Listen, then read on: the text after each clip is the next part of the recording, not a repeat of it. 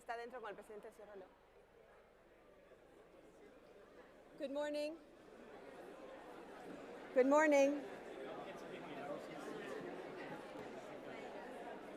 Good morning. Good morning. Please take your seats. Please take your seats. Wow. Please take your seats. The session will start. Good morning. Welcome.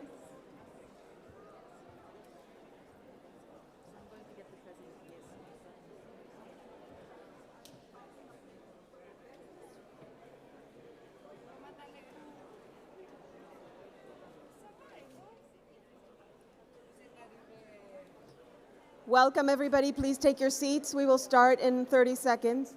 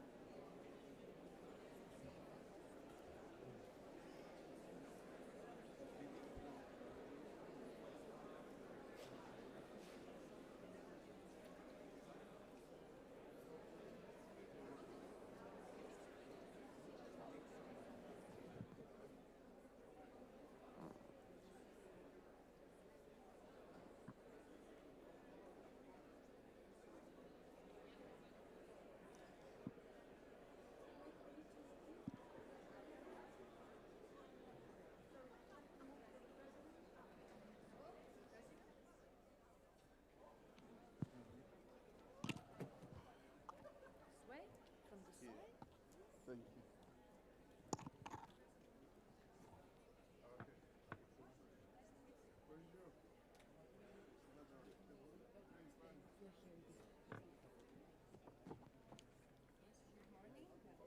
Welcome. Welcome, everyone. Please take your seats. We will start.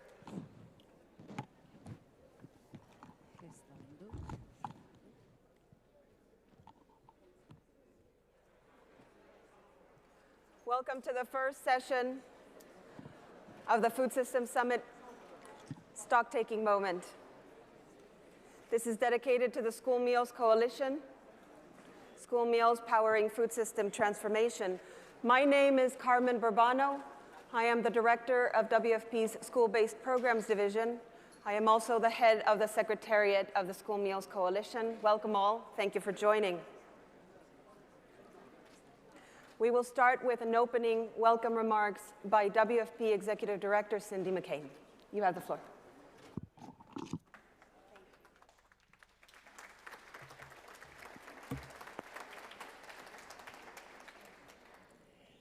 Presidents, Prime Ministers, Excellencies, ladies and gentlemen, thank you so much for being here today. This is an exciting time for all of us, but especially when we talk about school feedings. If you would give me just a little bit, I would be remiss in not mentioning our dear colleague, Moed Hamidi, who, from WFP, who was brutally murdered on Friday. If you feel comfortable, would you please join me in a moment of silence for our colleague?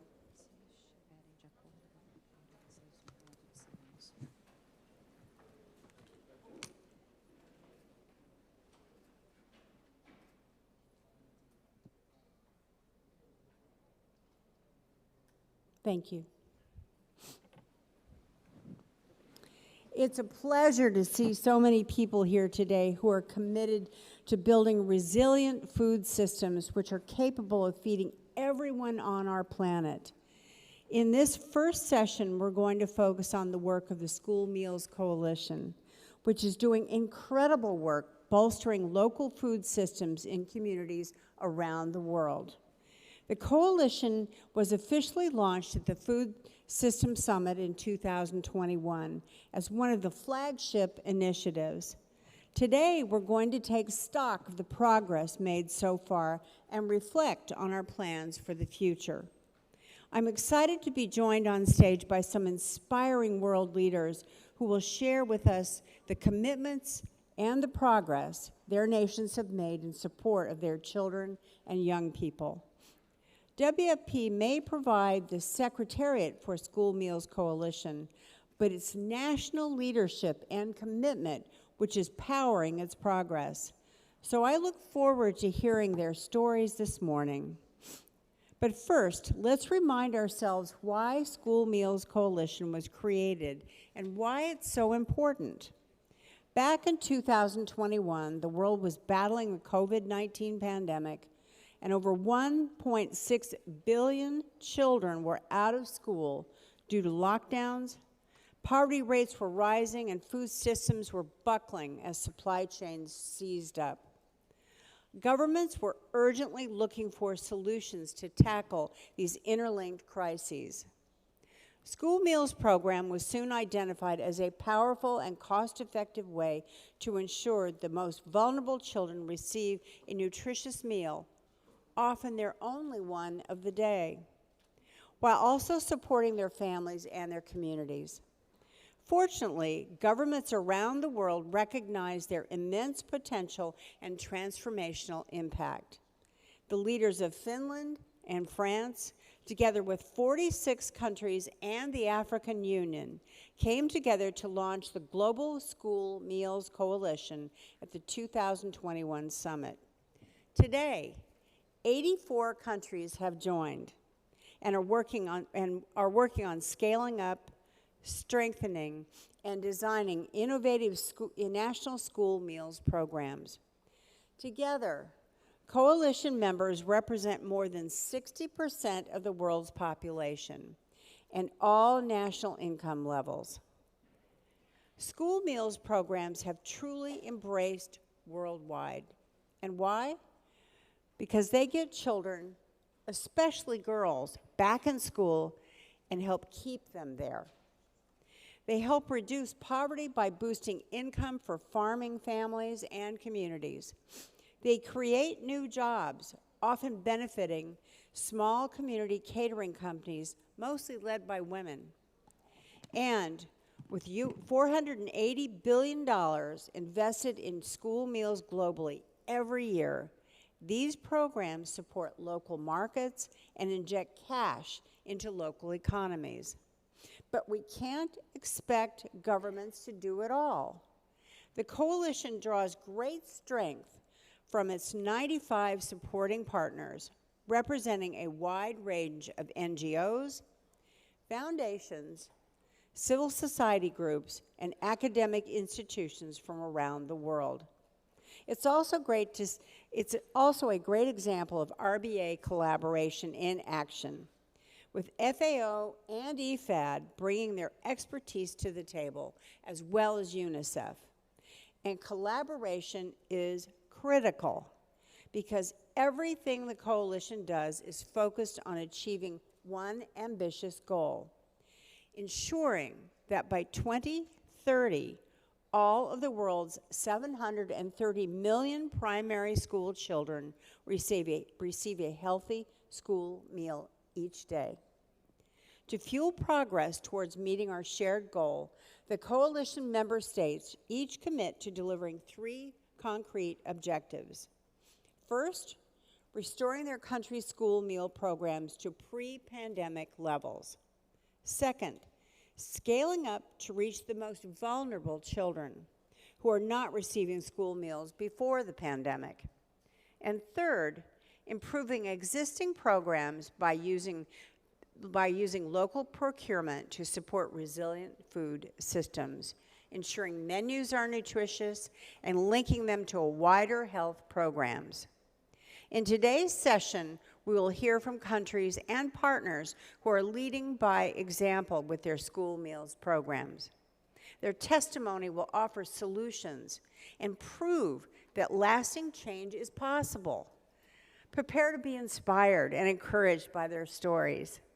We still have a long way to go ahead, but I am confident we will reach our destination, a world where every child has the opportunity to learn, grow, and thrive. Thank you.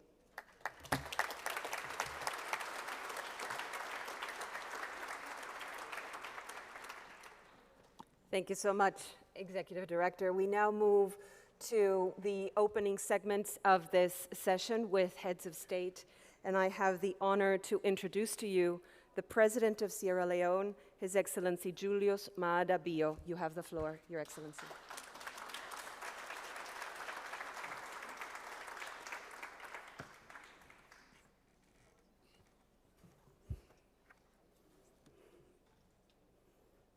Thank you for the introduction and for setting the stage for the rest of the session. Your Excellencies, distinguished ladies and gentlemen, first, let me thank the United Nations Secretary General, Mr. Antonio Guterres, for the invitation accorded me, and the government of Italy for its leadership in hosting this very first United Nations Food Systems Stock Moment, and also use this occasion to say a big thank you to the Rome-based agencies. In 2021, the global community resolved to transform our food systems towards a shared commitment for accelerating progress to the Sustainable Development Goals.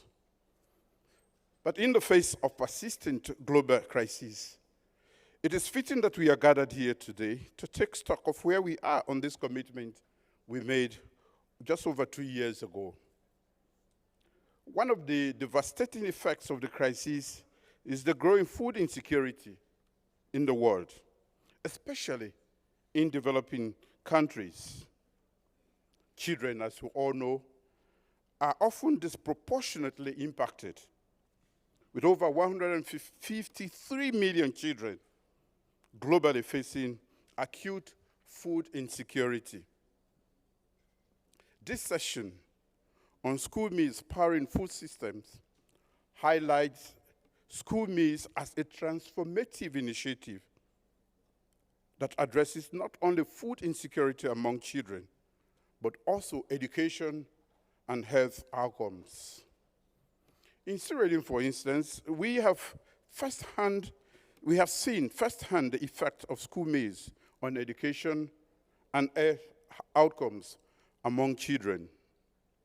In 2018, my government launched a national school feeding program through implementing partners, World Food Program, and the Catholic Relief Services, targeting over 250,000 children in 2 districts. To date, we support over 800,000 children nationwide, and my government covers 80% of the cost of the program.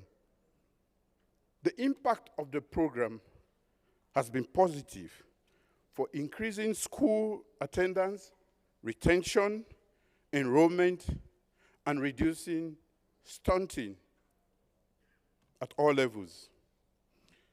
We have also seen a close in gender disparity in outcomes at primary level. We continue to show strong political and institutional support for the initiative. In 2022, Sierra Leone joined the School Meal Coalition.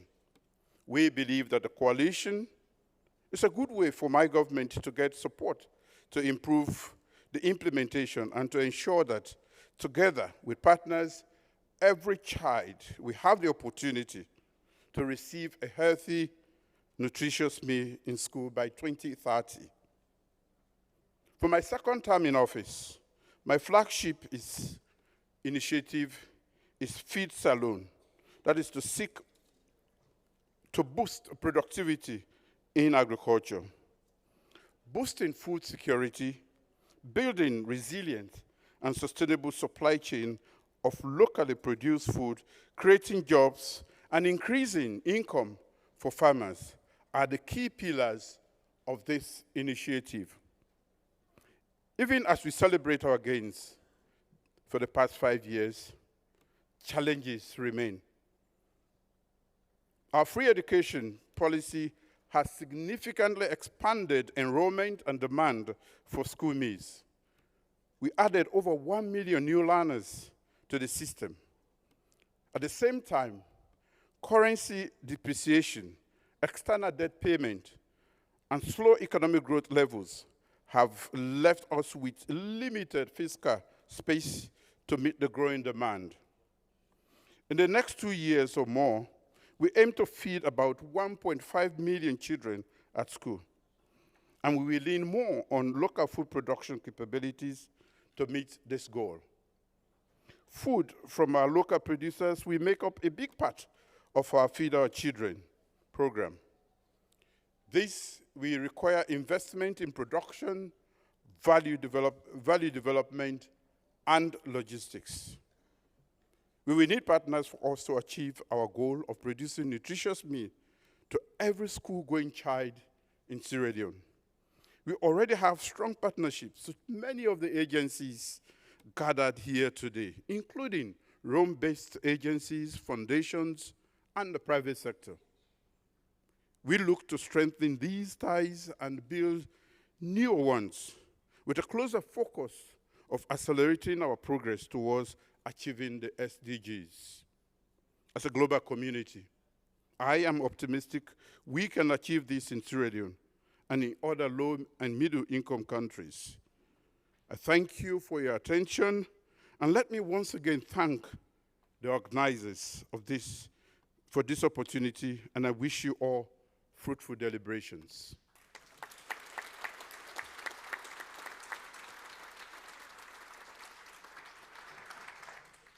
Thank you so much, Your Excellency. Now I would like to introduce to you the Prime Minister of Nepal, His Excellency Pushpa Kamal Dahal.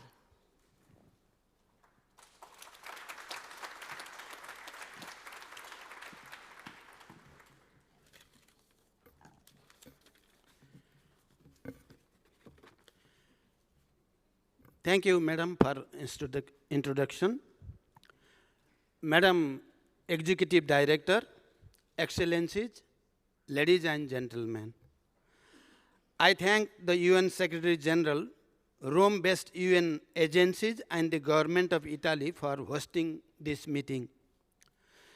Transforming food system is crucial not only for food security, but also for full realization of all sustainable development goals.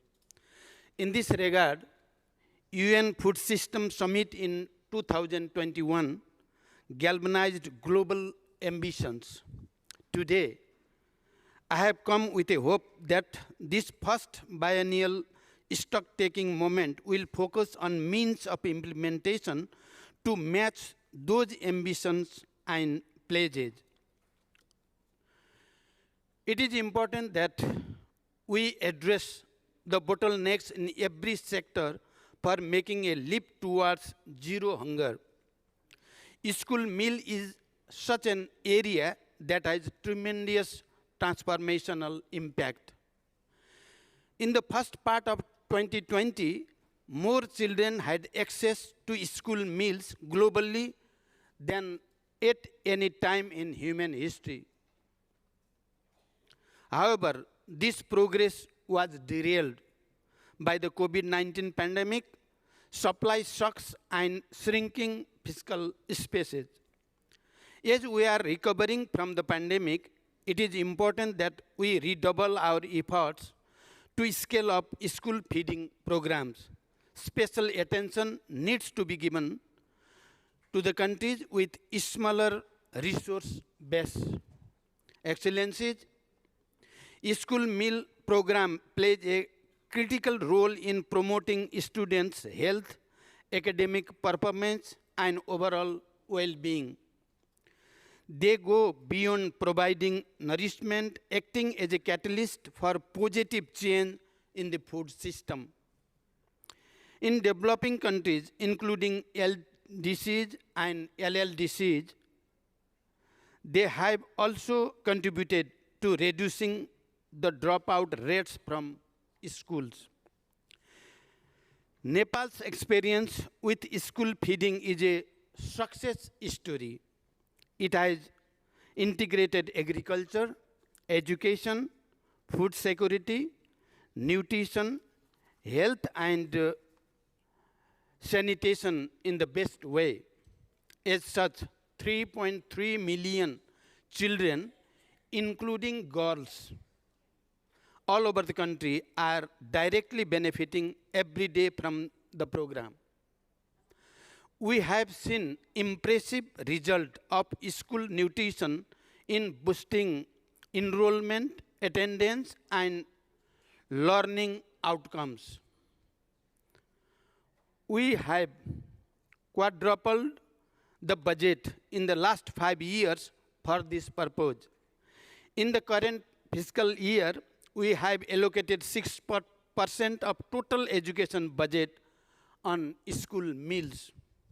We are committed to further scale up investment and resources for this important safety net. Following the UN Food System Summit in 2021, we organized national and provincial level food system dialogues with relevant stakeholders to examine the existing food system, understand vulnerabilities, and design pathways to transform them. We then prepared Food System Transformation Strategic Plan 2022-2030 to streamline and link the action with Sustainable Development Goals. Nepal also joined the School Meal Coalition in 2021 to improve the quality, adequacy, coverage, and sustainability of the school meals program. We are also strengthening the capacity of local government to implement and monitor the program. Madam Chair, as we gear up to graduate from LDC by 2026, my government is striving toward establishing a sustainable homegrown school feeding model and expand local food production to ensure a diversified and nutritious food supply to school meals. In doing so, we support small-scale local agriculture development and also help improve the health, nutrition, and education of our children. We sincerely appreciate the UN system, our development partners, and key stakeholders for their strong commitment to assist and transform our food system and achieve SDGs by 2030. Together, let us embrace this transformative journey, working hand in hand to provide our children with nutritious meals, quality education, and sustainable future. Thank you for the attention. Thank you very much.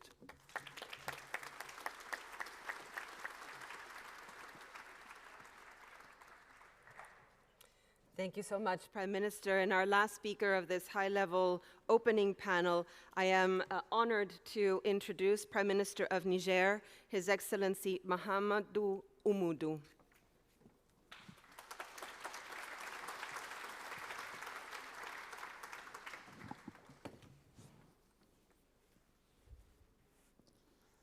Merci, Madame. Je vais parler en français. Je voudrais remercier le secrétaire général des Nations Unies pour l'invitation qui a été adressée au gouvernement du Niger pour participer à cette importante rencontre.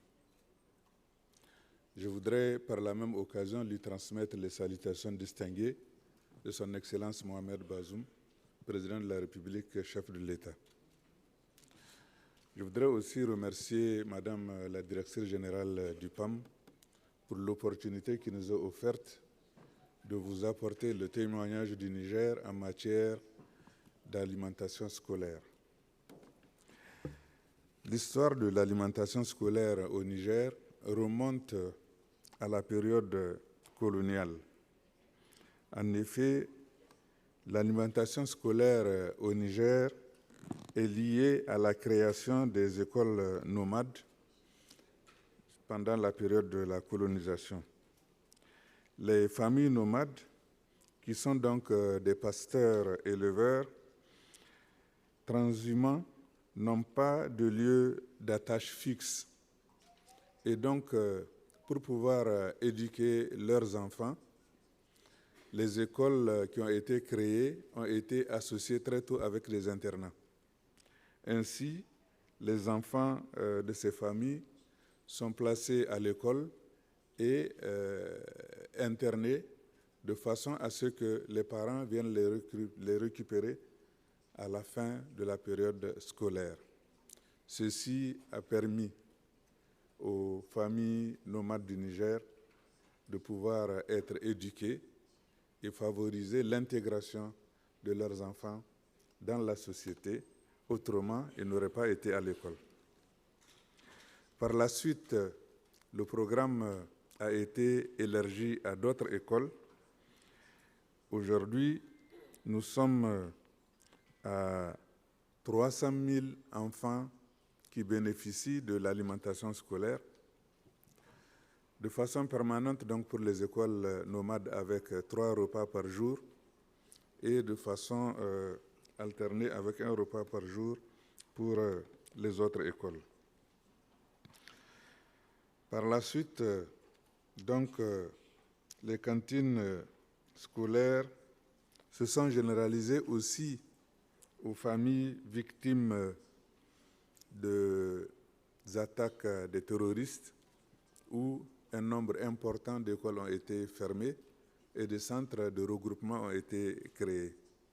Ainsi donc, nous avons à l'heure actuelle plus de 900 écoles qui sont fermées et les enfants regroupés dans des centres de regroupement avec un effectif d'environ 80 000 enfants. L'avantage des cantines scolaires est évident. En effet, les statistiques ont démontré que 97% de taux de fréquentation scolaire dans les écoles à cantine scolaire contre un taux de 90% pour les autres écoles.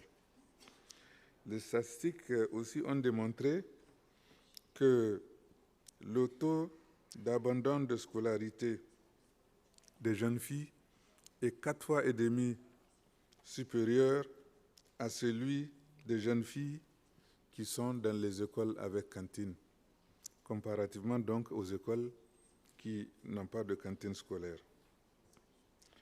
Il a été également démontré que chaque dollar investi dans l'alimentation scolaire génère 6,7 $ en termes de retombées économiques.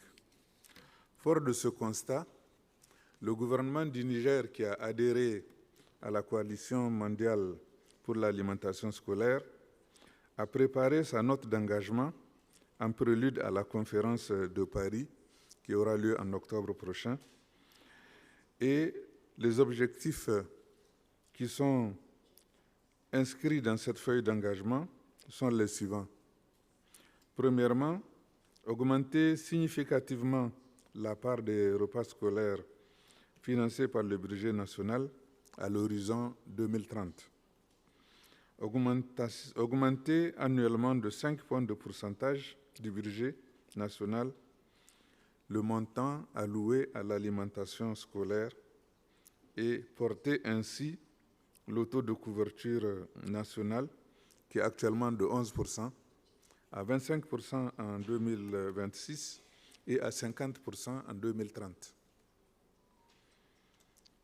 Porter l'alimentation basée sur la production locale à 50% d'ici l'horizon 2030. Assurer la couverture alimentaire en alimentation scolaire à 100% des internats de jeunes filles.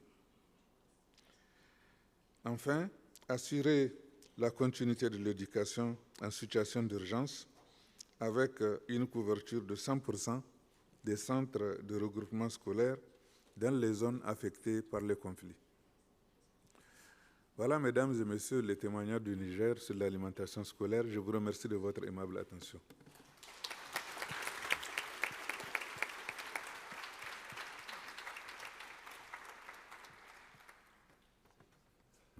I want to thank the three heads of state for their amazing commitment to children, to the School Meals Coalition, and for their leadership. Truly exceptional. Now we're going to ask the two co-chairs of the coalition, the initiators of this wonderful initiative, France and Finland, to tell us a little bit more about the coalition. We will start with Minister of State for Development of France, Her Excellency Chrysoula Sakharopoulou.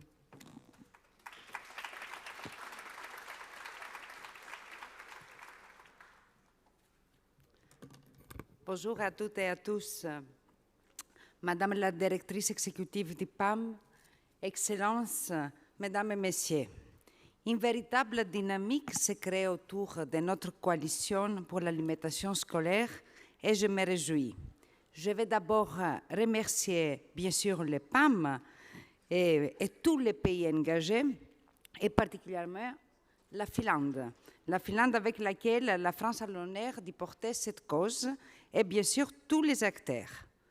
Dans un monde qui risque chaque jour de se fracturer davantage entre nord et sud, est et ouest, où les crises se superposent, où les retards par rapport à nos objectifs de développement s'accumulent, nous sommes persuadés que cette coalition offre un modèle d'action collective et elle correspond parfaitement à l'esprit des nouveaux partenariats internationaux que le président Emmanuel Macron veut nouer avec tous les acteurs sur tous les sujets. Alors, le succès de cette coalition repose, si vous voulez, sur trois ingrédients. Le premier, nous sommes unis pour répondre à un défi concret et nous fixons un objectif simple mais très puissant. Offrir à chaque enfant, chaque jour, un repas de qualité. Le deuxième ingrédient, c'est que nous soutenons cette coalition sur un sujet qui répond en même temps à tous les enjeux du développement. Nous ne pouvons plus opposer protection de la planète et réduction de la pauvreté. Nous devons faire converger ces deux enjeux. Et voilà, l'alimentation scolaire incarne parfaitement la convergence de ces combats. Bien nourrir nos enfants à l'école, c'est améliorer l'accès et la qualité de l'éducation, réduire les inégalités et en particulier entre filles et garçons, renforcer la sécurité alimentaire, bien sûr, créer des emplois de qualité et enfin enclencher la mutation des systèmes de production. Troisième ingrédient, c'est que cette coalition mobilise toutes les énergies, les États, les organisations internationales, les acteurs locaux, les secteurs privés. Quand certains instrumentalisent ces sujets et jouent la division, ils mettent en péril nos progrès communs.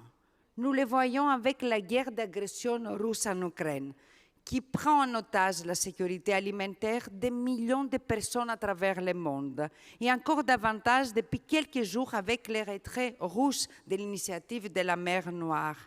La faim, mesdames et messieurs, ne doit jamais être un instrument de chantage. 2 ans alors, à peine après le lancement de cette initiative, les résultats obtenus sont impressionnants. 84 pays et plus de 90 partenaires nous ont rejoints. Nous avons atteint notre premier objectif, rétablir l'alimentation scolaire au niveau d'avant la pandémie. 418 millions d'enfants bénéficient désormais des repas de qualité à l'école. C'est 30 millions de plus qu'en 2020. En 2 ans, 4 millions d'emplois directs ont aussi été créés grâce à notre action. La plupart bénéficient à des femmes. Derrière ces résultats, il y a aussi d'importants engagements financiers. Collectivement, nous avons augmenté nos investissements dans l'alimentation scolaire de 5 milliards de dollars en 2 ans. Nous pouvons être tous ensemble fiers de ces chemins parcourus, mais nous devons aller maintenant encore plus loin, faire en sorte qu'en 2030, 730 millions d'enfants bénéficient d'un repas sain et nutritif à l'école. La France prend toute sa part de cette ambition collective. Au niveau national, nous continuons de promouvoir une alimentation scolaire accessible à tous, saine, durable et de qualité. À l'international, nous mobilisons nos chercheurs, nos opérateurs, notre tissu associatif pour accompagner nos partenaires. Avec les PAM, le Partenariat mondial pour l'éducation et les États, nous finançons un grand nombre de projets d'alimentation scolaire et la France a consacré plus de 28 millions d'euros pour financer des projets de ce type. Mais notre réussite ne peut pas se résumer à des engagements individuels. C'est pour cela que j'appelle aujourd'hui à rendre visible notre mouvement lors de toutes les grandes séances multilatérales qui vont marquer les prochains mois et les prochaines années. Les sommets, bien sûr, des ODD à New York, mais aussi la COP28, la conférence des Nations Unies sur les océans de Nice, et bien sûr, nous avons 2 importants rendez-vous à Paris, le sommet Nutrition pour la croissance et la première réunion mondiale de haut niveau de la coalition sous le patronage du président de la République, Emmanuel Macron. Je termine, mesdames et messieurs, en vous appelant tous à la mobilisation générale pour faire de cette étape parisienne un grand succès. Mobilisons-nous au plus haut niveau politique. Une forte participation des chefs d'État et de gouvernement et des ministres à Paris montrera que l'alimentation scolaire est une cause mondiale de la première importance. Mobilisons-nous aussi sur le fond pour prendre de nouveaux engagements, augmenter le financement et pousser les initiatives qui donnent les meilleurs résultats. Et surtout, mobilisons-nous pour nos enfants, pour leur éducation, pour leur santé et pour leur avenir. Merci beaucoup à tous.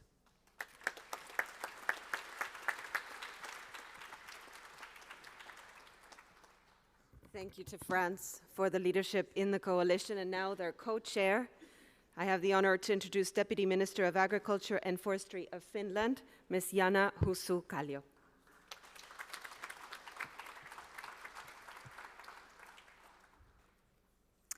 Your Excellencies, ladies and gentlemen, it is indeed an honor to speak on behalf of Finland as the co-chair of the School Meals Coalition, and I'm very grateful for the excellent cooperation with France. Thank you very much, dear Minister.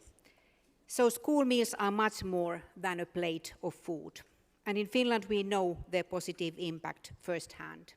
As a poor country, right in the aftermath of the Second World War, we decided in the 1940s to invest in the youth by providing free of charge school meals. The school meals program helped to transform our own society, also as a backbone of our education success story. As we have heard, we have worked successfully with member states from north and south in the coalition. The first ministerial meeting of the School Meals Coalition's task force was organized in Helsinki last year. This year, the Ministry of Foreign Affairs of Finland initiated a review to document and also to assess the impact of the School Meals Coalition. Our review highlighted 3 key factors for its success. First, as we have heard, the high-level commitment of leaders who advocate and invest in the school meal programs. Thank you so much. Second, the flexible governance structure with a strong secretariat. And in this connection, I wish to express, of course, our appreciation to WFP serving as the secretariat. And third, the multi-stakeholder approach with an emphasis on country-led action. In addition, bringing together diverse stakeholders under a shared vision and goals, The exchanging information, regular meetings, and coordinating communication contributed to the coalition's success. Turning now to the main achievements of the coalition. As we have heard, the ultimate objective was that every child in the world will receive a school meal on a daily basis by 2030. We are more than halfway there. Today, 418 million children receive today daily school meals worldwide. But the review made some recommendations on the way forward, of course. First is to continue mobilizing member states and non-state actors to improve the quality and sustainability of the school meals programs and strengthen the integration of local food producers, thus generating the local economic growth, important, I'm sure, all around the world. Maintaining the focus on strategic partnerships and events at regional level, strengthening the peer-to-peer learning initiative, and developing a multi-year leadership engagement plan to involve new leaders. Developing a system to track commitments of governments and progress. And finalizing guidance for the involvement of interested private sector stakeholders. The review made recommendations for the initiatives of the School Meals Coalition as such, including the Research Consortium, the Sustainable Financing Initiative, and the Data and Monitoring Initiative. And ladies and gentlemen, last but not least, youth engagement and gender equality should be explicitly integrated into the coalition's goals and messaging.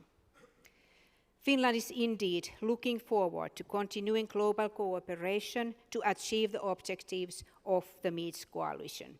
Let's do it successfully together. Thank you.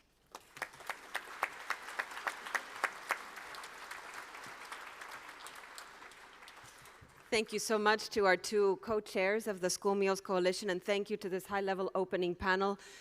As we transition into the second panel, we wanted to share with you how the coalition started. This is a video collage of many more heads of state that joined those here on the stage as they joined the coalition in 2021. We will continue with the second panel. I am delighted to give the floor right now to the School Meals Coalition. Finland has been actively promoting the establishment of the School Meal Coalition. Argentina ha adherido a la coalición de comedores escolares. Mon pays s'attelle à la mise en œuvre de cantines scolaires en privilégiant leur approvisionnement auprès d'acteurs locaux. The African Union Development Agency, NEPAD, has worked to facilitate an African common position in advance of this summit with the following priority tracks. 1, adopt nutrition food policies, establish food reserves, and expand school feeding programs. I am pleased that Kenya is taking leadership in the School Meals Coalition. The Agriculture for School Lunch project is one of our success stories in addressing food insecurity and malnutrition. So as to deliver safe, healthy, and nutritious school meals. Our support to the School Feeding Coalition. Guatemala se adhirió a la coalición de alimentación escolar. And we therefore support the coalition on school feeding and commit ourselves to achieving the goal. School meals. The school meal. Y es que firmamos la coalición para la alimentación escolar. We are pleased to have joined the School Meals Coalition. My country, Luxembourg, is particularly proud to join the School Meals Coalition. The establishment of effective school meal programs represents a smart investment into future generations as well as into more sustainable humanitarian action and development aid. We look forward to working with so many of you through the global coalition called School Meals Nutrition, Health and Education for Every Child to ensure that every child has access to nutritious meals in school by 2030. la Principauté a annoncé son soutien à la Coalition pour les repas scolaires, nutrition, santé et éducation pour tous les enfants. Coalition sur les cantines scolaires. Schools Meals Coalition. La coalition des programmes alimentaires scolaires. School Meals. School Meals. La France appuie également la coalition pour l'alimentation scolaire. We already support the School Meal Coalitions. Bénin s'est engagé à jouer un rôle prépondérant au sein de la coalition mondiale pour l'alimentation scolaire. I'm pleased to see many member states rallying around universal access to nutritious meals in schools. A great example of how social protection can support resilience, food security, and the rights of children and young people. Okay, back to our second panel. This is a ministerial panel, but we will start with one of the main champions of the coalition. We really want to thank UN Undersecretary General and Special Advisor on Africa, Ms. Cristina Duarte, if you can help to kick us off on this ministerial segment.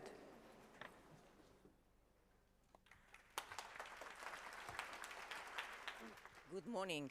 Carmen just told me that I have 3 minutes. So, protocols observed.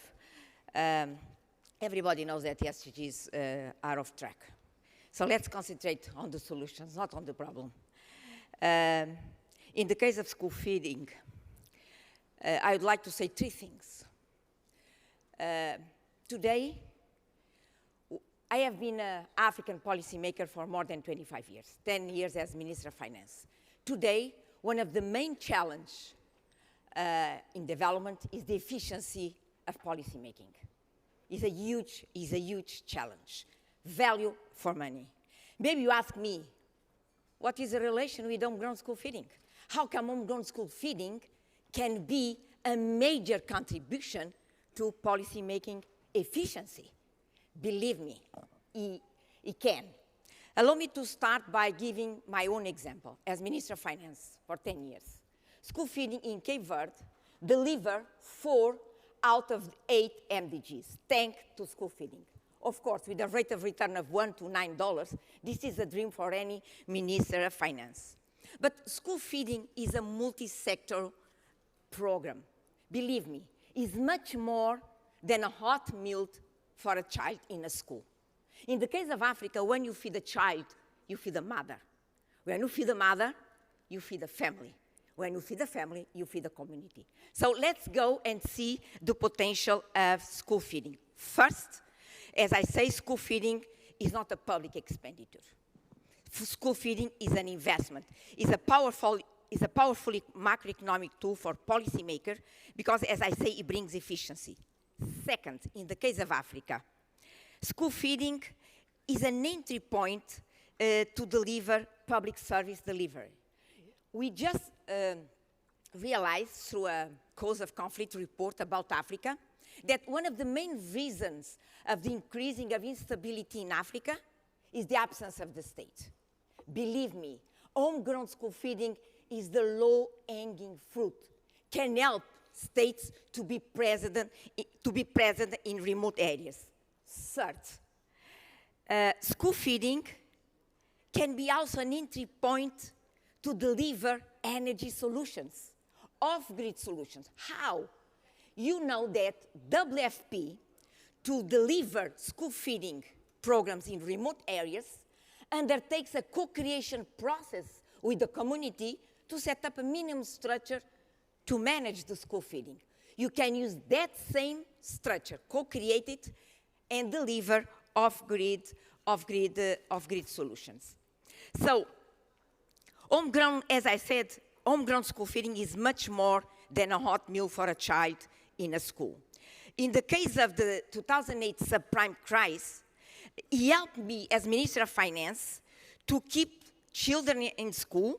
By doing that, parents had higher availability in terms of implementing their own crisis coping strategies, delivering resilience to cope with the 2008 international crisis.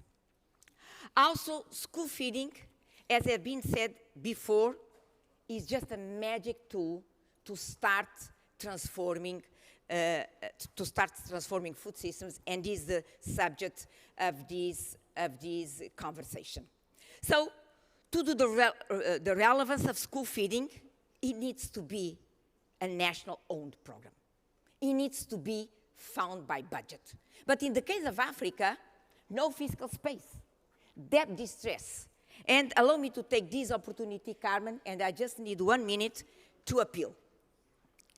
His Excellency of Sierra Leone has said it. No fiscal space, debt distress. Homegrown school feeding can help. First, ODA. If we earmark ODA for the next 5 years, and we channel the earmark amount to build school feeding, to revamp school feeding programs, in this case, my continent in Africa. But at the same time we do that, we earmark ODA funds to help these same African countries to start building strong domestic resource mobilization systems. I can assure you that in 5-year times, the budget will take over. The budget will take over the home school front. We did it in Cape Verde. Second, school feeding is a win-win situation. We know that our partners, developed countries, they face, and they have been facing the past 25 years, ODA effectiveness. If we earmark ODA funds, first to revamp homegrown school feedings, at the same time to build or to help countries build strong DRM systems, we'll be helping our developed partners increasing the effectiveness level of ODA. And I hope I didn't talk too much. I wanted to advocate for debt swaps next time.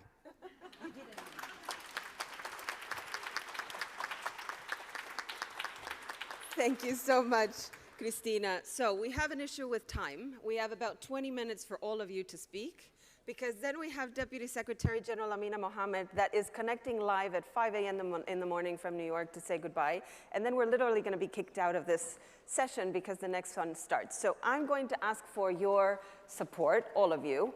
And I don't think we're going to have time for all of your statements to be said as was planned. So I'm going to ask you to have a conversation with me rather than kind of hearing statement after statement. And just please work with me so we can make this session work. We'll start with Rwanda.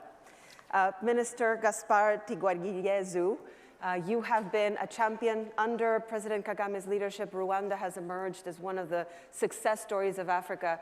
The first thing I want you to tell the audience is, what is the trajectory of the school feeding program in Rwanda? How have you increased the scale of the program, including the budget? Tell us a little bit about that.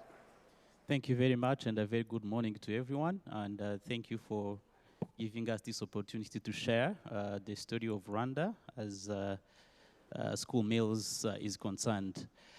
We have signed on the School Meals Coalition in 2021. And since then, we have expanded the school feeding program to all levels of education in our system. And this means all above 3.5 million children in our school system receive their meals at school. And this has, of course, gone with the increase in budgets.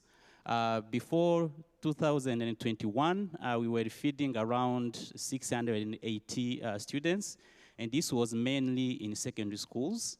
And with the expansion, we have included pre-primary, primary, and of course the rest of secondary schools. And we have, over that period, invested more than $120 million in school feeding programs. But of course, increasing or scaling up school feeding is more than just budget. So we have also invested in building governing systems. We have a national level school feeding committee that includes ourselves in the Ministry of Education, the Ministry of Agriculture, and all our different partners, because of course school feeding is a multi-sectoral business. And we also have other committees at the district and at school level.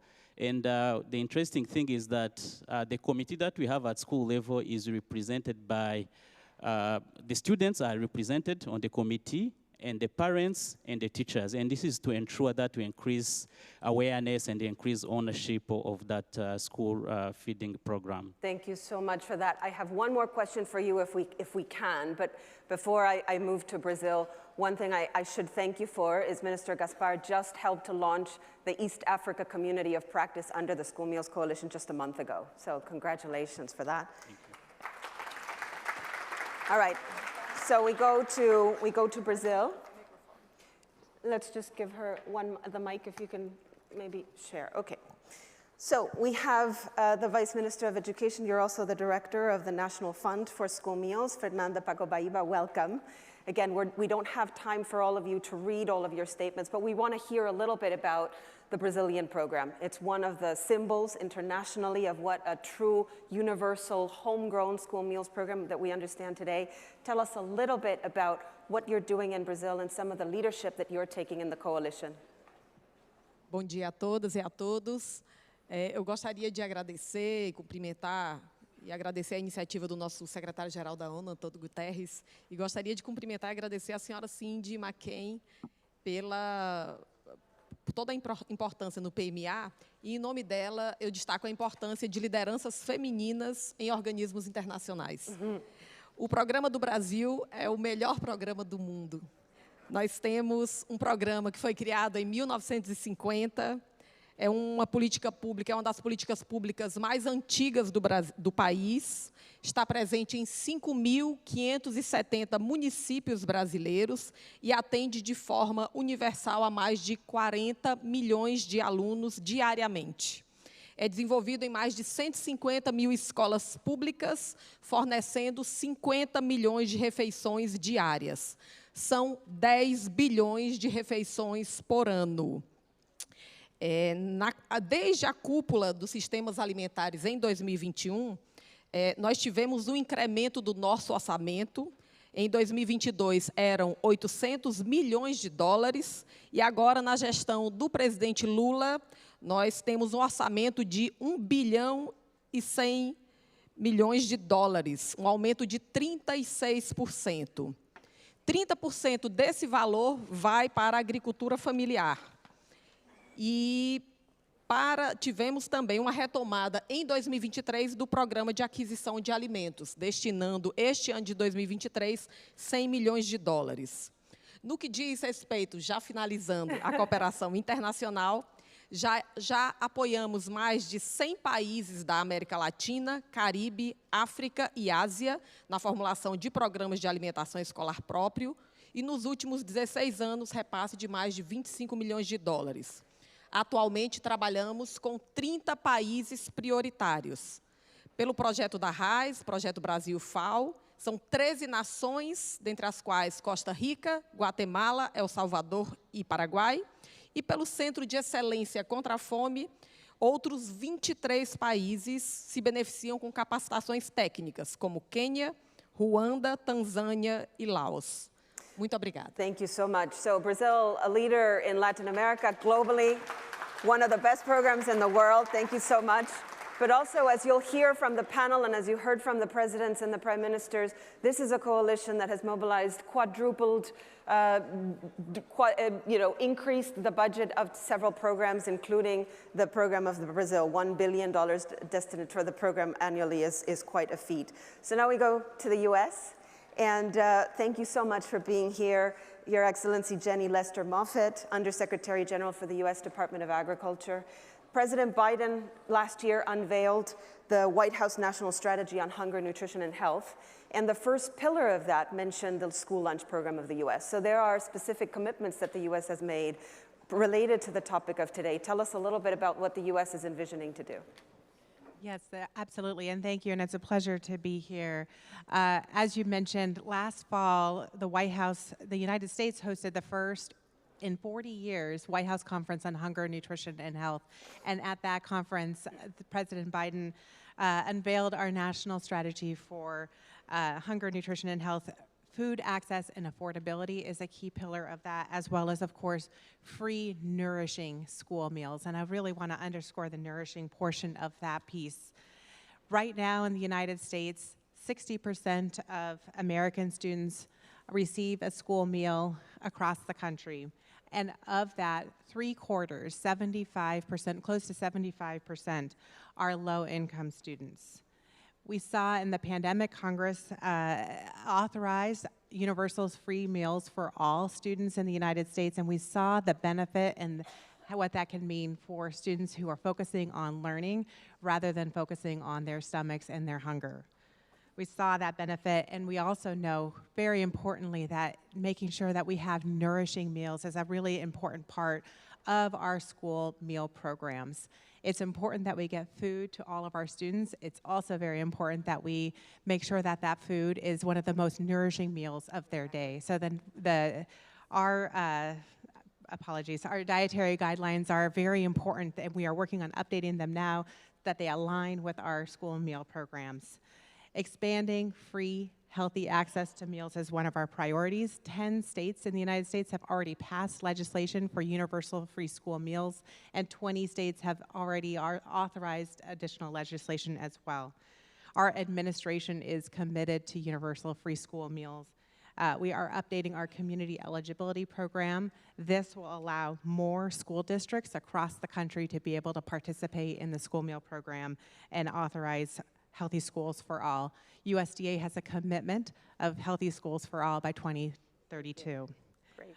Importantly is also the work that we do procuring from local producers, particularly underserved producers in the United States. We have a farm-to-school program. We're purchasing from local foods for schools. We're making sure that we provide technical assistance so farmers from all backgrounds and all sizes can be able to sell to USDA foods. That is a very important part about that. Thank you so much. And thank you to all for the effort that you're making to make your statements much shorter than they should be. I really very much appreciate it. We are going now to Bangladesh on a very special piece of this program. The Minister of Foreign Affairs of Bangladesh, His Excellency Abdul Momen, is here to make a couple of very important announcements. Again, we don't have time for statements, but Foreign Minister, the government of Bangladesh recently announced a very important plan to expand your national program. How many children are you going to be reaching? Let's check to see if your mic is okay. Yes, go ahead. It is. Does it work? Yes. Thank you. Just tell us a little bit about the national plan, and then we have a surprise for the audience, I know. So we just need to hear just a tiny bit of what you're doing. Thank you very much. You see, our Prime Minister is committed to provide school feeding program to all the children of the country, around 20 million school children. But by 2041, we plan to do that. But currently, she started our program. Sheikh Hasina started our program 2010. And we have been providing school meal around 2.2 million plus. But more basically, a nutritious biscuit. But we are planning to increase it. And we are thankful that we will be increased within the next 3 years. The total number of coverage is around 3.7 million students, school children. So it is around, currently we provide schools for most of the places where they're poor, they're desperate, those children, and we provide 204 sub-districts, but we would like to increase it by another 50%. With your support, we can provide it much more. Anyway, but the good news is our program is on. And in addition, the beauty of providing school feeding program is we have increased the enrollment by 14%, reduced this dropout rate more than 7.5%. We are planning to provide more nutritious food. Currently, we just provide the biscuits, but in future, we want to diversify. We would provide fruits, milk, the cake, and other things. And we will do it locally, produce products. So this will also help the local community. So and there will be development of entrepreneurs who will come forward. But You're we need government support. Something. We need government support, and no wonder. Yeah. That's why we plan to join the World, the Meals Program, this particular program. Hopefully, we will be the 85th nation member state for this program. So welcome to Bangladesh, to the School Meals Coalition today. We have Secretary of the Ministry of Primary Education, Mr. Farid Ahmed, who is authorized by the Prime Minister to sign the Declaration of Commitment of the Coalition.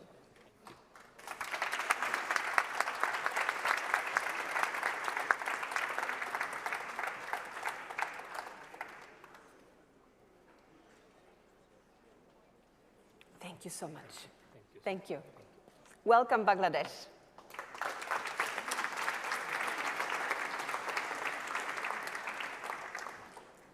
Okay, so now we go to a second block. Again, a little bit of a speed dating block here for us.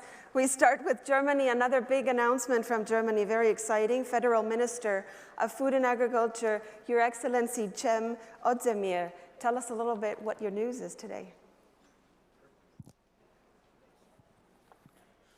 Well, thank you, Madam Chair, Excellencies. Let me start on a personal note. I come from an immigrant working class family, and when I went to school, there was no such thing as school meals on many of our schools because the school ended at noon. So when I came home, there was nobody there because my parents had to work. When I look back today, we still, unfortunately, even in an industrialized and rich country compared to many other countries on the globe, we still have a way to go.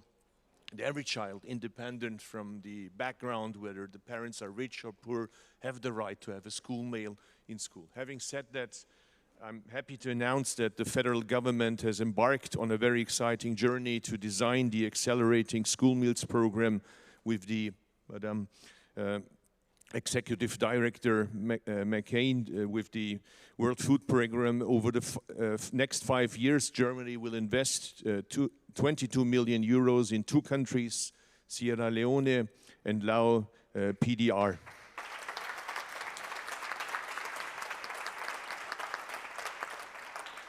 The program is very aspirational. It will, of course, provide health and nutritious meals for students.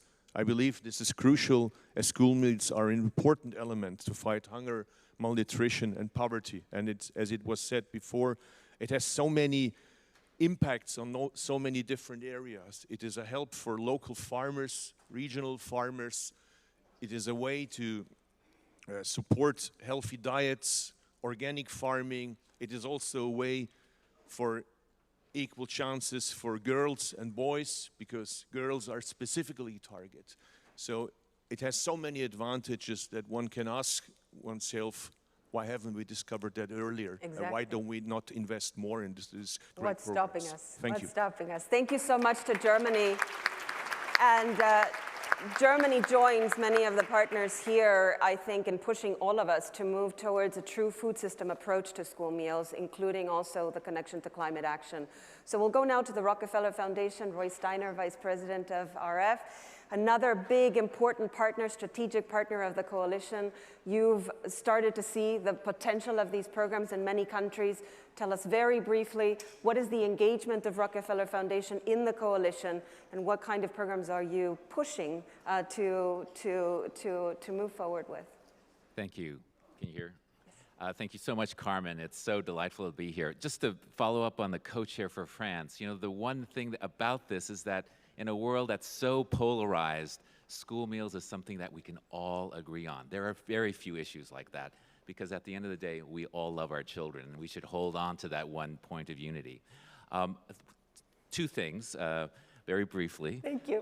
One is, you know, we are trying to expand this school meal coalition by creating the economic analysis that's needed. You know, as you know, SOFA and the FAO are doing a true cost accounting report. But when we apply that to school meals is not a cost. It is one of the best investments a country can make. It is a value-creating investment that brings multiple times, as His Excellency from Niger said, multiple times when you invest $1, you get many dollars back in economic return. That's one. Secondly, it is a powerful way to shift your food system. It can be used to bring innovation into the system that otherwise would be very difficult. And one example is shifting from refined grains to whole grains. The only reason we do refined grains was because it used to have, that was the only way you had shelf life of 6 months plus, and whole grains only had 4 weeks of shelf life.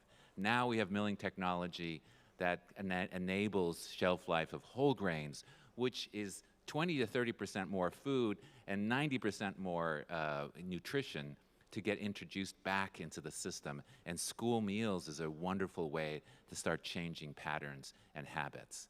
And then thirdly, I think we need to create the fiscal space for what is an obvious investment. And I want to support Christine's point that we should tie many of these support programs, ODA programs, to school meals specifically because it's such a valuable contribution. Thank you so and it much. requires all of us to work together. So I do want to thank the World Food Program and partners like the MasterCard and Gates Foundation and GAIN and AGRA and many others who are really contributing to this transition. Thank you so much, Roy.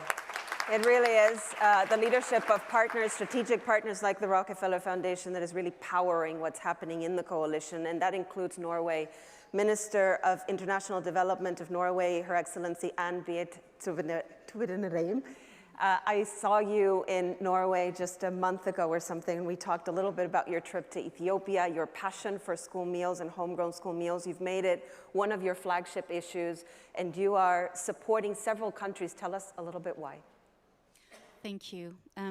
Yes, school feeding program is an essential, integral part of our strategy for ensuring food security in our development policy, and that is because it ensures that value for money that was mentioned here earlier. And I'd like to make just 2 points. Norway is financing approximately 400 million Norwegian crowns in Niger, Ethiopia, and Malawi, and we just recently added another 58 million Norwegian crowns due to the extraordinary consequences on global food security due to the war in Ukraine. And let me make 2 points on the added value. One, it is not indifferent how these programs are designed, and I want to make a strong case for the homegrown school feeding program. I have witnessed school feeding programs in the field where the food is shipped in from other continents, from tenders made in the central capital, shipped into schools, and I mean, in terms of food security and calories, that's fine, but it's such a lost development opportunity. And I recently visited Mozambique, Tets, and saw the amazing effects that homegrown school feeding has in the region of Tets. So I just want to make that appeal, to make sure that we design the program to get that extra synergy in terms of local value chains and local economy and local agriculture. The second point is nexus.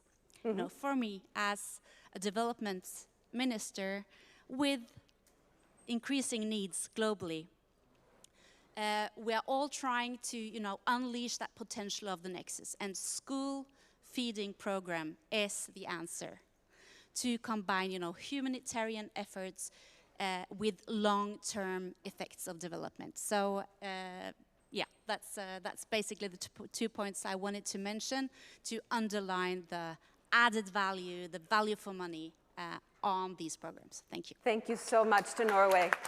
Thank you, Minister, for your leadership. Last but not least, we have Minister of Climate Change and Environment of the UAE, Minister Mariam Al-Meri. We met you in Helsinki. We were told by Finland that they held their ministerial meeting in October there last year. You were convinced at that moment of the transformational power of school meals.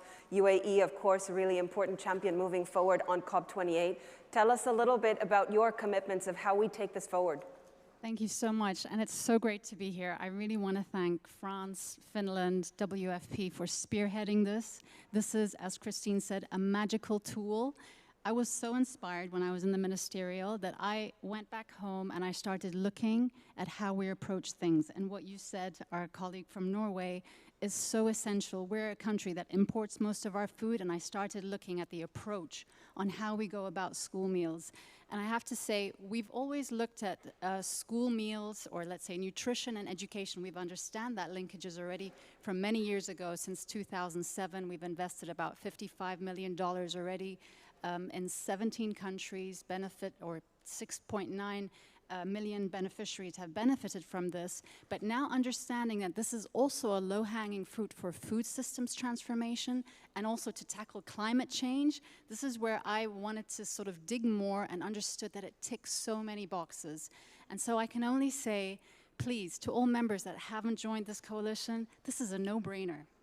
you need to come on board because it really ticks so many boxes. And I want to tell you that the COP28 presidency, in its action agenda, it will really put food systems and ag systems transformation in front and center, and School Meals Coalition is going to be a powerful tool in this as well. So I look forward to working with all of you on that. Thank you. Thank you so much. So I want to thank our participants for bearing with me and the thing that I just did to you, which was massacre your statements. Thank you for working with us.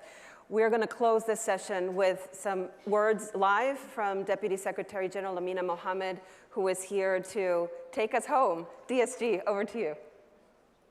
Thank you very much, Excellencies, dear colleagues, ladies and gentlemen.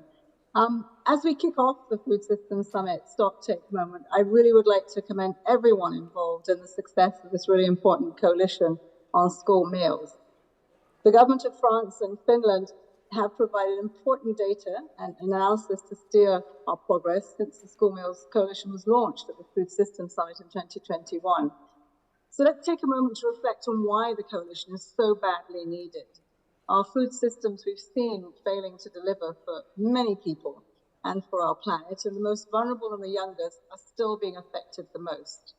Today, 3 billion people are facing crisis levels of hunger, including 150 million children, and nearly 73 million children now in low-income countries go to school hungry.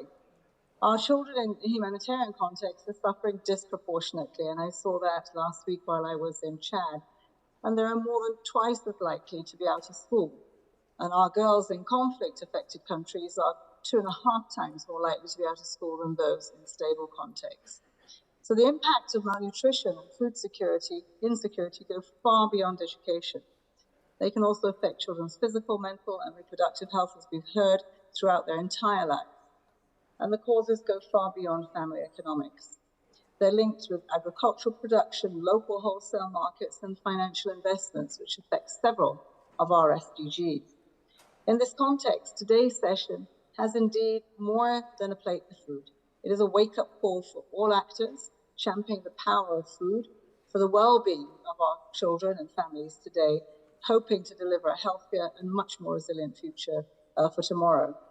And so, ladies and gentlemen, we've heard from Sierra Leone, Niger, and Nepal, where governments, many of them facing tough fiscal headwinds, are working towards scaling up programs and striving to achieve universal provision. Our congratulations to Bangladesh for joining the School Meals Coalition. Today, Bangladesh is committing $470 million over the next 3 years and switching to much more nutritious homegrown meals. Brazil's school meal program includes a rule that 30% of food purchased must come from smallholder farmers, linking nutritious local foods to more resilient livelihoods. These examples show how the school meals can effectively support local economies, empower regions and rural communities, and promote sustainable land use, demonstrating the multiple values and the benefits of cultural and biological diversity. Our school meals programs have an unrivaled potential to cut through the complexities of food systems, operating across departmental and policy silos, and above all, really trying to drive results at scale and with a real sense of urgency. Looking ahead, I'd like to present, again, 4 reflections from this session. First, if we are to unlock the full potential of school meals for food system reform, we must extend their reach and expand their scope.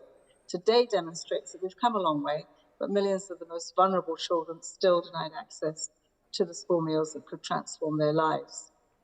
We need to devise a clear roadmap to close the gap and reach 730 million children by 2030 with nutritious meals to support ambitious country-led initiatives. Second, school meal programs are not a standalone strategy, as we've heard, for food system reform, but they are amongst the most powerful, practical, and proven tools available to governments to deliver on several of our SDGs.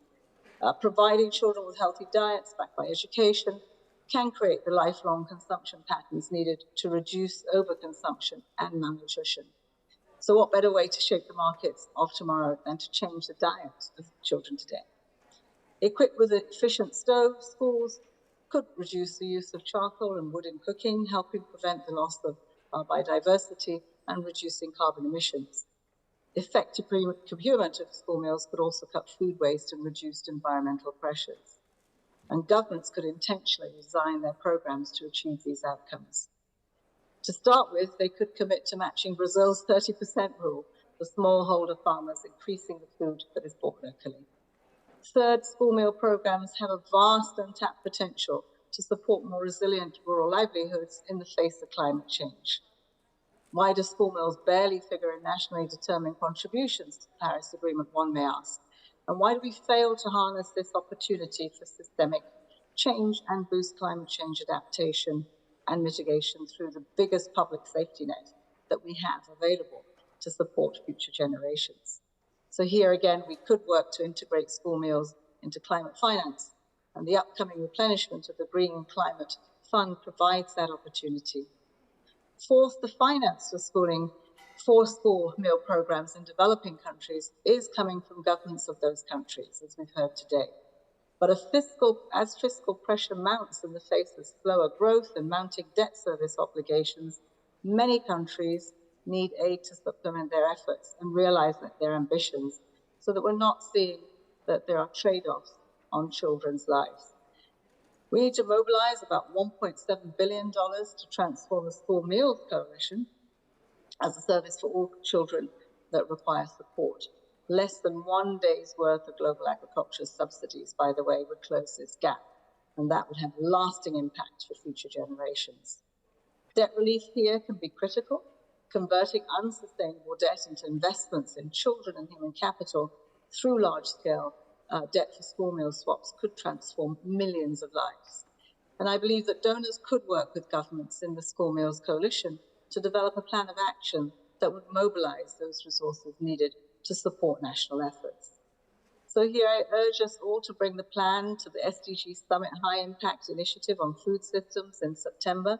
This is an area in which small amounts of well-coordinated strategic aid can make a big difference. So, Excellencies, colleagues, let's make this stocktake count. Let's raise our ambition to protect the most vulnerable of our children.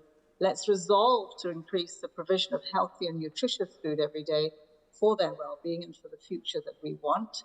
And I look forward to your continued commitment to taking the energy and the momentum here today through the food system stock-taking moment, the SDG Summit in September, and the Summit of the Future next year. Thank you.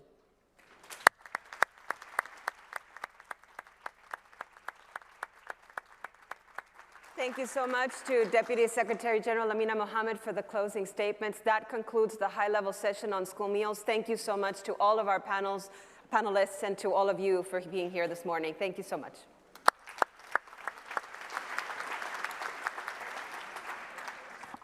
Obrigada.